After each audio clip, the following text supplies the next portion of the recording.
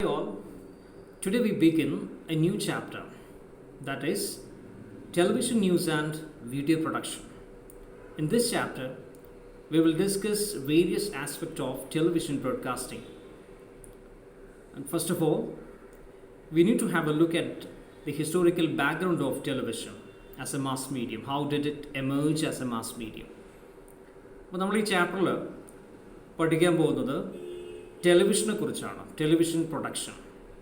നമുക്കറിയാം, ഏറ്റവും കൂടുതൽ ആളുകൾ ഇന്ന് കാണുന്ന, ശ്രദ്ധിക്കുന്ന ഒരു മാസ് മീഡിയയാണ് television. Television is the most popular mass media today.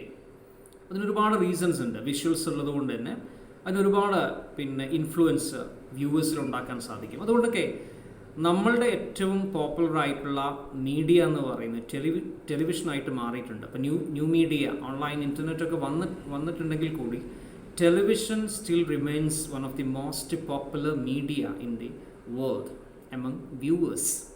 അപ്പോൾ അതിനൊരുപാട് റീസൺസ് ഉണ്ട്. അതിൻ്റെ റീസൺസിലേക്കൊക്കെ നമുക്ക് അടുത്ത സ്റ്റേജിലേക്ക് പോകാം. First of all, we need to have a look at the historical background of television. ഇതിൻ്റെ ഹിസ്റ്ററി എങ്ങനെയാണ്, അല്ലെങ്കിൽ എങ്ങനെയാണ് ടെലിവിഷൻ ഒരു ബഹുജന മാധ്യമമായി വളർന്നു വന്നത്. അപ്പോൾ അതുകൊണ്ട് നമുക്ക് അതിൻ്റെ ഒരു ഇൻവെൻഷൻ എങ്ങനെയാണെന്നുള്ളത് നോക്കാം, അതിൻ്റെ ഒരു കണ്ടുപിടുത്തം എങ്ങനെയായിരുന്നുള്ളത്. അപ്പോൾ അതിനു മുമ്പ്, the word television was coined by Constantine Perskyi in an electronic congress, international electricity congress in 1900. Constantine Perskyi എന്ന് പറയുന്ന ഒരു സയൻറ്റിസ്റ്റാണ്. അദ്ദേഹം പങ്കെടുത്തൊരു കോൺഫറൻസിൽ, ഒരു ഇലക്ട്രിസിറ്റി ഇൻ്റർനാഷണൽ കോൺഫറൻസിൽ ഈ ടെലിവിഷൻ എന്ന് പറയുന്ന വേർഡ് ആദ്യമായിട്ട് ഉപയോഗിച്ചത്. പിന്നീട് ഒരുപാട് പരീക്ഷണങ്ങൾ ഈ ഒരു ടെലിവിഷനിൽ അല്ലെങ്കിൽ അതുമായിട്ട് ബന്ധപ്പെട്ട കാര്യങ്ങൾ നടന്നു. Lots of experiments. അതിന് പ്രധാനമായിട്ടും നമുക്ക് പറയാവുന്നത് റേഡിയോയിലും അതുപോലെ ഇലക്ട്രോണിക്സിലും റേഡിയോയിലുള്ള പരീക്ഷണങ്ങൾ, എക്സ്പെരിമെൻറ്റ്സ് ആണ് ടെലിവിഷൻ എന്ന മാധ്യമത്തിൻ്റെ കണ്ടുപിടുത്തത്തിലേക്ക് വഴിതെളിച്ചത്. Okay, the experiments in the field of electronics and radio led to the development or invention of television. അങ്ങനെ പറയുമ്പോൾ ഒരുപാട് സയൻറ്റിസ്റ്റുകൾ, പോൾ ഗോട്ട്ലീബ് നിപ്കോ എന്ന് പറയുന്ന ഒരു സയൻറ്റിസ്റ്റാണ് ആദ്യമായിട്ടൊരു ഒരു mechanical model of television invent ചെയ്യുന്നത്. മെക്കാനിക്കൽ, ഇന്ന് കാണുന്ന പോലെയല്ല, ഒരു എക്സ്പെരിമെൻ്റൽ ബേസിസിൽ ഉണ്ടാക്കിയൊരു ടെലിവിഷൻ. അതിനുശേഷം ഈ നിപ്കോയും അതുപോലെ തന്നെ റോസിൻ എന്ന് പറയുന്ന മറ്റൊരു സയൻസ് കൂടി ഇതിൽ ഒരുപാട് എക്സ്പെരിമെൻറ്റ്സ് ഒക്കെ നടത്തി. രണ്ട് തരം ടെലിവിഷൻസ്, ഒന്ന് മെക്കാനിക്കൽ ടെലിവിഷനും ഇലക്ട്രോണിക് ടെലിവിഷനും, രണ്ട് തരം ടെലിവിഷൻസാണ് അന്ന് അവർ കണ്ടെത്തിയത്. അതിനുശേഷം 1926 ഇതിൻ്റെ ഒരു പൂർണ്ണമായിട്ടുള്ള, അല്ലെങ്കിൽ ഏറ്റവും ഇമ്പോർട്ടൻ്റ് ആയിട്ടുള്ള, ഏറ്റവും ക്രൂഷ്യൽ ആയിട്ടുള്ള എക്സ്പെരിമെൻറ്റ്സ് ജോൺ ലോഗി ബയർഡ് എന്ന് പറയുന്ന സയൻറ്റിസ്റ്റ്. ഈ ജോൺ ബയർഡിനെയാണ് നമ്മൾ ടെലിവിഷൻ്റെ പിതാവ് എന്ന് പറയും. കാരണം അദ്ദേഹമാണ് ഈ പിക്ചേഴ്സിന് ഇങ്ങനെ ട്രാൻസ്മിറ്റ് ചെയ്യാൻ പറ്റും എന്നുള്ളത് പ്രൂവ് ചെയ്തത്. Pictures can be transmitted from one place to another, അല്ലെങ്കിൽ ചലിക്കാൻ പറ്റും, നിശ്ചല ദൃശ്യങ്ങൾക്ക് ചലിപ്പിക്കാൻ പറ്റില്ല, ചലിക്കും എന്നുള്ള ഒരു നിർണായകമായിട്ടുള്ള കണ്ടുപിടുത്തം നടത്തിയത് ജോൺ ലോഗി ബയർഡ് എന്ന് പറയുന്ന സയൻറ്റിസ്റ്റാണ് 1926. അപ്പോൾ ഇത് നിർണായകമാണ്. അതുകൊണ്ടാണ് അദ്ദേഹത്തെ നമ്മൾ ടെലിവിഷൻ്റെ പിതാവ്, father of television John Logie ബയർഡിനെ പറയുന്നത്. ജോൺ ബയർഡ് നമ്മൾ ഷോർട്ടായിട്ട് പറയാറുണ്ട്. അപ്പോൾ അതിനുശേഷം ഫിലോ ടൈലർ എന്ന് പറയുന്ന മറ്റൊരു വ്യക്തിയാണ് ഫസ്റ്റ് ഇലക്ട്രോണിക് ടെലിവിഷൻ സിസ്റ്റം കണ്ടുപിടിക്കുന്നത്. First electronic television system was invented by Philo Taylor. അതിനുശേഷവും ഒരുപാട് പരീക്ഷണങ്ങൾ നടന്നു. ഒരുപാട് സയൻറ്റിസ്റ്റുകൾ ഒരുപാട് പരീക്ഷണങ്ങൾ ഈ ഫീൽഡിൽ, ടെലിവിഷൻ ഫീൽഡിൽ നടത്തുകയും ഇന്ന് കാണുന്ന പോലുള്ള അഡ്വാൻസ്ഡ് ആയിട്ടുള്ള ടെലിവിഷൻ ഉണ്ടാവുകയും ചെയ്തു. അപ്പോൾ ഈ ടെലിവിഷൻ മെഷീൻ്റെ ഇൻവെൻഷൻ മാത്രമല്ല, അതിനപ്പുറത്തേക്ക് അതിൻ്റെ ബ്രോഡ്കാസ്റ്റിംഗ് എങ്ങനെയാണ്, ടെലിവിഷൻ സ്റ്റേഷൻസ് എങ്ങനെയാണ് ട്രാൻസ്മിറ്റ് ചെയ്യുന്നത്, ഒക്കെ ടെലിവിഷൻ്റെ ഡെവലപ്മെൻറ്റിൻ്റെ ഭാഗമായിട്ടാണ് നമ്മൾ പറയണം. അപ്പോൾ ഈ വിവിധ ഘട്ടങ്ങളിലൂടെ, നമ്മൾ നേരത്തെ റേഡിയോയുടെ കാര്യം പറഞ്ഞ പോലെ തന്നെ ടെലിവിഷൻ്റെ ഡെവലപ്മെൻറ്റും വിവിധ സ്റ്റേജസിലൂടെ, അല്ലെ വിവിധ ഘട്ടങ്ങളിലൂടെയാണ് കടന്നു പോകുന്നത്. ക്ലിയർ ആണല്ലോ? ഇതാണ് ഇതിൻ്റെ ഒരു ഹിസ്റ്റോറിക്കൽ ബാക്ക്ഗ്രൗണ്ട് എന്ന് പറയുന്നത്. ഇനി ഇന്ത്യയിലേക്ക് വന്നാൽ, ഇന്ത്യയിൽ 1959 സെപ്റ്റംബർ 15 ഈ ടെലിവിഷൻ ബ്രോഡ്കാസ്റ്റിംഗ് തുടങ്ങുന്നത്. Television broadcasting was started in India in 1959, September 15, under All India Radio.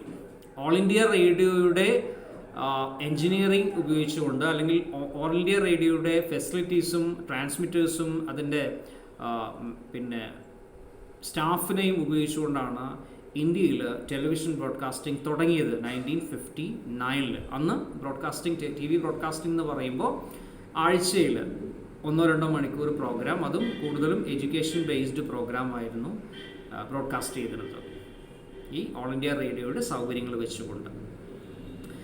1970s ആയപ്പോഴേക്കും TV സ്റ്റേഷൻസിൻ്റെയും സ്റ്റുഡിയോസിൻ്റെയും ഒക്കെ എണ്ണം കൂട്ടി government of India. Information and broadcasting മിനിസ്ട്രിയുടെ കീഴിലാണ് ഓൾ ഇന്ത്യ റേഡിയോ പ്രവർത്തിക്കുന്നത്. അതിൻ്റെ കീഴിൽ തന്നെയാണ് ആദ്യമായിട്ട് ഇന്ത്യയിൽ TV ബ്രോഡ്കാസ്റ്റിംഗ് തുടങ്ങുന്നത്. പിന്നെ 1970 ആയപ്പോഴേക്കും ഇതിൻ്റെ ഒരു സ്വാധീനം മനസ്സിലാക്കി ഇതിൻ്റെ എണ്ണം വർദ്ധിപ്പിക്കാൻ തുടങ്ങി അന്നത്തെ ഗവൺമെൻറ്. അതായത് TV സ്റ്റേഷൻസിൻ്റെയും സ്റ്റുഡിയോസിൻ്റെയും ട്രാൻസ്മിറ്റേഴ്സിൻ്റെ ഒക്കെ എണ്ണം 1970s കൂട്ടി. In 1976, television broadcasting was de-linked from All India Radio and a new organization called Doordarshan formed. 1976 all India റേഡിയോയിൽ നിന്നും പൂർണ്ണമായിട്ടും TV ബ്രോഡ്കാസ്റ്റിങ്ങിനെ മാറ്റിയിട്ട് പുതിയൊരു ഓർഗനൈസേഷൻ ഫോം ചെയ്യുന്നത്. അതിൻ്റെ പേരാണ് ദൂരദർശൻ. ദൂരദർശൻ എല്ലാവരും പിന്നെ കണ്ടിട്ടുണ്ടാവും, അല്ലെങ്കിൽ ഇപ്പോഴും കാണുന്നുണ്ടാവും. ഒരു കാലത്ത് അല്ലെങ്കിൽ ഏറ്റവും കൂടുതൽ ഇന്ത്യയിൽ ആളുകൾ കാണുന്ന നമ്മുടെ ഒരു ദേശീയ ചാനലാണ് ദൂരദർശൻ എന്ന് പറയുന്നത്. ഇൻഫർമേഷൻ ബ്രോഡ്കാസ്റ്റിംഗ് മിനിസ്ട്രിയുടെ കീഴിൽ ഇന്ത്യയിലെ ഏറ്റവും കൂടുതൽ സ്ഥലങ്ങളിലേക്ക്, ഏകദേശം 95%, അതിനപ്പുറത്തേക്കും സ്ഥലങ്ങളിലേക്ക്, ഇന്ത്യൻ ഭൂപ്രദേശത്തേക്ക് സിഗ്നൽസ് പോകുന്ന ഏറ്റവും പോപ്പുലർ ആയിട്ടുള്ള ഗവൺമെൻറ്റിൻ്റെ നിയന്ത്രണത്തിലുള്ള അല്ലെങ്കിൽ ഇൻഫർമേഷൻ ബ്രോഡ്കാസ്റ്റിംഗ് മിനിസ്ട്രി നിയന്ത്രിക്കുന്ന നമ്മുടെ ഒഫീഷ്യൽ ചാനലാണ് ദൂരദർശൻ എന്ന് പറയുന്നത്. ഈ ദൂരദർശന് ഒരുപാട് ചാനൽസ് ഉണ്ട്. അവർക്ക് ന്യൂസ് സർവീസ് ഉണ്ട്, അതുപോലെ തന്നെ എൻ്റർടൈൻമെൻറ്റ് സർവീസൊക്കെ ഉണ്ട്. അപ്പം ഈ 1976 ഓൾ ഇന്ത്യ റേഡിയോയിൽ നിന്ന് മാറ്റി ദൂരദർശൻ ഫോം ചെയ്തതോടുകൂടി ഒന്നുകൂടി ഇന്ത്യയിൽ TV ബ്രോഡ്കാസ്റ്റിംഗ് പിന്നെ ഡെവലപ്ഡ് ആയി എന്നുള്ളതാണ് നമ്മൾ പറയുന്നത്. അതിനുശേഷം ഒരുപാട് മാറ്റങ്ങൾ വന്നു. 1982 ഇന്ത്യ ഏഷ്യൻ ഗെയിംസ് ഹോസ്റ്റ് ചെയ്യുന്നത്, അല്ലെങ്കിൽ ഏഷ്യൻ ഗെയിംസ് 1982 ഏഷ്യൻ ഗെയിംസ് നടന്നത് ഇന്ത്യയിലായിരുന്നു, ഡൽഹിയിൽ. ഇത്രയും വലിയൊരു ടൂർണമെൻറ്റ് നടന്നപ്പോൾ അത് പിന്നെ നാഷണൽ വൈഡായിട്ട് ബ്രോഡ്കാസ്റ്റ് ചെയ്യാനുള്ള റൈറ്റ് ദൂരദർശന് കിട്ടി. അങ്ങനെ ആദ്യമായിട്ട് നാഷണൽ ബ്രോഡ്കാസ്റ്റിംഗ് സ്റ്റാർട്ട് ചെയ്യുന്നത് ഈ 1982 ദൂരദർശൻ. അതേ വർഷം തന്നെ ഈ ഒരു കാരണം കൊണ്ട് നാഷണൽ ഗെയിംസ് ബ്രോഡ്കാസ്റ്റ് ചെയ്യാൻ വേണ്ടി ആണ് 1982 കളർ TV ട്രാൻസ്മിഷൻ സ്റ്റാർട്ട് ചെയ്യുന്നതും. അതുവരെ ബ്ലാക്ക് ആൻഡ് വൈറ്റ് ആയിരുന്നു. 1982 ദൂരദർശൻ കളർ ബ്രോഡ്കാസ്റ്റിംഗ് സ്റ്റാർട്ട് ചെയ്യുന്നത്. അതിനുശേഷം 90s പ്രധാനമായിട്ടും നമ്മൾ ഗൾഫിൽ യുദ്ധം നടന്ന സമയത്ത് ഗൾഫ് വാർത്ത എന്ന് പറയുന്നത് ഇന്ത്യക്കാരെ സംബന്ധിച്ച്, പ്രത്യേകിച്ച് മലയാളികളെയൊക്കെ സംബന്ധിച്ച് ഏറ്റവും ഇമ്പോർട്ടൻ്റ് ആയിട്ടുള്ള വാർത്ത. ഒരുപാട് ആളുകൾ ഗൾഫിലൊക്കെ വർക്ക് ചെയ്യുന്നുണ്ട്. അപ്പം അത് അന്ന് ഏറ്റവും കൂടുതൽ കവർ ചെയ്തത് അമേരിക്കയുടെ ന്യൂസ് നെറ്റ്വർക്കായ കേബിൾ ന്യൂസ് നെറ്റ്വർക്ക് CNN എന്ന് പറയുന്ന ഫോറിൻ ചാനലായിരുന്നു ഗൾഫ് വാർ നന്നായിട്ട് കവർ ചെയ്തു. അപ്പോൾ ആ ഗൾഫ് വാർ കിട്ടാൻ വേണ്ടിയിട്ട് ഇന്ത്യയിൽ 90s എന്ത് വന്നു, 1991 പിന്നെ സാറ്റലൈറ്റ് ബ്രോഡ്കാസ്റ്റിംഗ്, നമ്മുടെ സ്വന്തം സാറ്റലൈറ്റ് ചാനൽ അല്ലെങ്കിൽ കൂടി അമേരിക്കയുടെ സാറ്റലൈറ്റ് സിഗ്നൽസ്, CNN-ൻ്റെ കേബിൾ ന്യൂസ് നെറ്റ്വർക്കിൻ്റെ സിഗ്നൽസ് ഇന്ത്യയിൽ ലഭിക്കാൻ തുടങ്ങി, അല്ലെങ്കിൽ പ്രക്ഷേപണം അവർ തുടങ്ങി എന്നുള്ളതാണ്. അപ്പോൾ അതൊരു നേട്ടം. അതിനുശേഷം സാറ്റലൈറ്റ് വന്നതോടുകൂടി ഇന്ത്യ സ്വന്തമായിട്ട് വികസിപ്പിച്ച സാറ്റലൈറ്റ് ഉപയോഗിച്ചുകൊണ്ട് നമ്മളുടേതായ രീതിയിൽ പ്രൈവറ്റ് ചാനൽസ് തുടങ്ങി. അതിലൊരു ബിഗിനിങ് എന്ന് പറയുന്നത് സ്റ്റാർ എന്ന് പറയുന്ന ഏറ്റവും വലിയ കമ്പനി ഇന്ത്യയിലെ ZTV എന്ന് പറയുന്ന ഇന്ത്യ ഒരു പ്രൈവറ്റ് കമ്പനിയുമായിട്ട് അവരൊരു കൊളാബറേഷനിൽ വരികയും ZTV എന്ന് പറയുന്ന ഒരു ചാനൽ ഫോം ചെയ്യുകയും ചെയ്തു. ZTV ഇപ്പോഴുണ്ട്. ZTV അവരാണ് ഇന്ത്യയിൽ ആദ്യമായിട്ട് പ്രൈവറ്റ് ചാനൽസ് തുടങ്ങിയത്.